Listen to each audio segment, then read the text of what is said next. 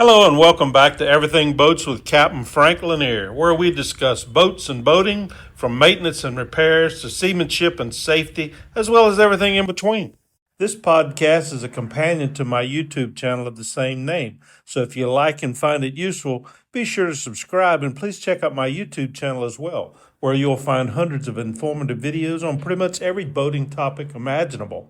Today we're going to be talking about the chemistry of coolant and what every boat owner should know about it. Thought about your boat's engine coolant lately? If not, you got plenty of company. Even the boat owners that do have such thoughts typically just open up the reservoir cap and see some kind of brightly colored fluid sloshing around in there and call it good.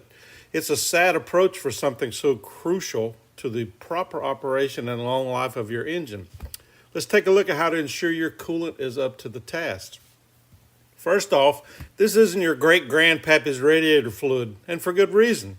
Early automobiles used plain water to cool the engine. It's not only cheap and plentiful, but to this day it remains the most efficient energy cooling medium you can use. That being the case, why are we even talking about antifreeze and coolant? The problem is that while water is the most efficient way to cool an engine, it isn't the best way to cool an engine for a number of reasons. First off, water is corrosive to internal engine components. It also freezes in cold weather and boils over in hot temperatures, turning to steam, both of which can result in engine damage. The solution was to add antifreeze to the water, which not only addresses freezing and boiling and corrosion issues, but also prevents the formation of limestone deposits and foaming. It also provides lubrication for pumps and other components of the system that require it. Antifreeze, coolant, what's the difference? Coolant is the correct term for a mixture of water and ethylene glycol, EG for short, heat transfer fluid. Ethylene glycol itself is commonly referred to as antifreeze, although this is somewhat misleading as it not only prevents freezing, but overboil as well. Adding to the confusion, the term antifreeze was coined decades ago by the plumbing industry to describe a propylene glycol or PG solution used specifically for winterizing fluids used to keep pipes from freezing. While both may be referred to as antifreeze, there are important distinctions between ethylene glycol and propylene glycol. Propylene glycol-based antifreeze has low toxicity, which means it can be used to winterize systems such as your boat's freshwater system. Think the ambiguous pink stuff used to do so. While ethylene glycol is poisonous, meaning it must be handled with caution and can only be used as engine coolant. Propylene glycol-based antifreeze solutions are not suitable for use as engine coolants. While that solution that you use for your freshwater system can be used to winterize an open or raw water cooled engine or the open side of a freshwater cooled engine, in other words, the one that has a closed system filled with coolant, it is not suitable for the closed portion of the engine cooling system. For the purpose of this article, antifreeze refers to ethylene glycol, while coolant indicates a mixture of ethylene glycol and water. Along those lines, cooling system or similar terms refer to the closed system of a freshwater cooled engine.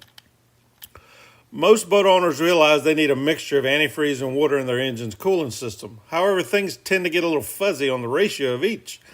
Most engine manufacturers recommend a 50-50 mix of antifreeze and water for optimum year-round protection.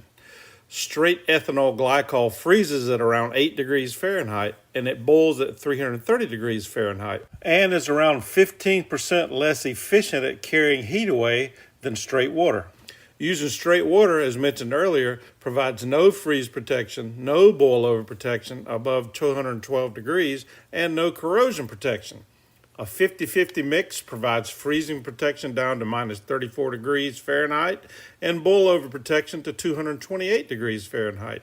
A more concentrated glycol solution will increase freeze protection but reduces cooling ability, while a more diluted mixture reduces corrosion protection and lubrication properties. As a marine surveyor, I inspect many boats in the 10 to 15 year range that have had only one or two coolant changes, with some even circulating the same tired old original coolant since being placed into service. This coolant neglect has a number of consequences for your engine, from deteriorated hoses and eroded water pumps to chronic overheating or even blown head gaskets. Unfortunately, cooling maintenance is often deferred to until a failure occurs. Checking your coolant is just the right thing to do. Most owners start with a visual inspection of the coolant. It's an easy check, although one that can provide varying levels of success. For example, low coolant can be an indicator of possible leaks in the system, while coolant that resembles chocolate milk contains rust or sediment, an indication of an internal engine corrosion. Even if the coolant is brightly colored and appears like new, it doesn't mean all is well. In many such cases, testing will show that the corrosion-fighting additives are depleted or the 50-50 ratio is off. Just a few examples of why visual inspection alone is inadequate to determine coolant condition. Simply opening the reservoir cap and dumping in extra antifreeze in efforts to increase freeze or overboil protection will likely result in a mixture with too much antifreeze.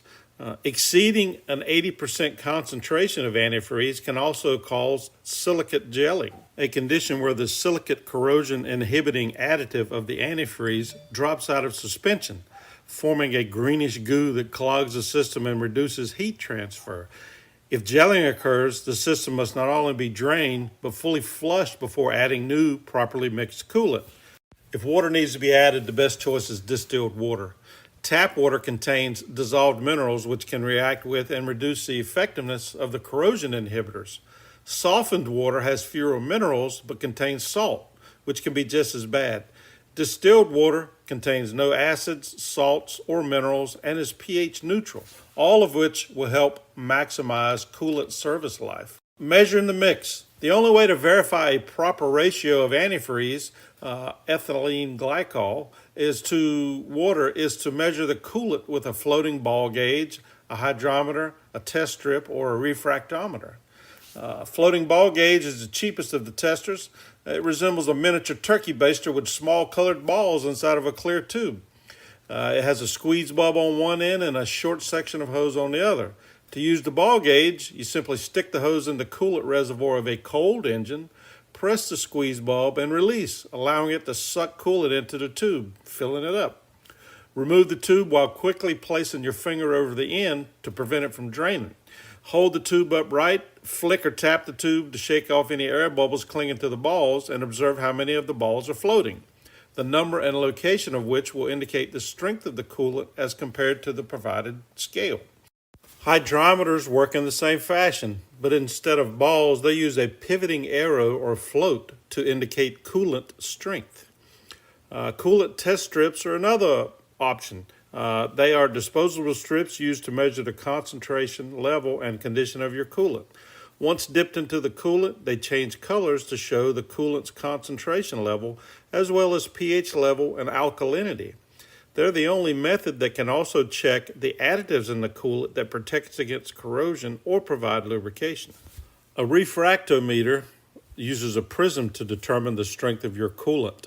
To use, simply place a few drops of coolant in the unit, point the lens towards a strong light source, it doesn't require any power, and then look through the eyepiece. A scale will be visible that shows the coolant concentration of ethylene glycol. Many will also have additional scales allowing you to check the concentration of fluids such as battery electrolyte or windshield wiper fluid. Preventing corrosion. While the rate of corrosion inside your engine depends on a number of factors, such as the presence of minerals or other impurities in the coolant, a prime consideration is the pH of the coolant itself. Corrosion-inhibiting additives are added to coolant to make it more alkaline, and it will continue to protect your engine from corrosion as long as it remains that way. When it gets acidic, however, corrosion can start. To keep coolant pH alkaline for a reasonable length of time, it must contain enough corrosion inhibitor to neutralize the acids formed from glycol degradation, which occurs normally during use as the coolant ages. This coolant neutralizing capability is called reserve alkalinity, and how long it lasts will vary depending on the quality and type of the additives used in the antifreeze, as well as factors such as heat, impurities, and dissolved oxygen, all of which can deplete these inhibitors over time. The goal of the boat owner is to monitor the coolant and replace it with new before all of that reserve alkalinity has been used up. A rainbow of colors. Back in the day, coolant color was simply a result of the type of chemicals added to prevent corrosion. This meant that you could actually tell a lot about coolant simply based on its color. Inorganic additive technology, or IAT coolant, which was commonly used from the 1920s through the early 1930s, was typically blue or green. Service life for IAT coolant was typically 2 years, after which it would have to be drained and replaced. Next came organic acid technology, or OAT coolants, which were chemically improved to provide better protection and extend coolant life. OAT coolants can either be straight OAT or a blend of IAT and OAT chemicals. The reason they are sometimes called hybrid coolants, also referred to as extended life coolants, ELC, OAT coolants have a typical service life of 5 years, although some straight OAT chemical coolants have an advertised service life of up to 10 years. OAT coolants are normally orange in color, although they can also be pink, red, blue, yellow, or dark green. Today, there is no reason for coolant to be any specific color, meaning it is strictly a manufacturer choice. This makes it pretty much impossible to tell anything about a chemicals used in the coolant by its color, or even worse, to choose a coolant based on color alone.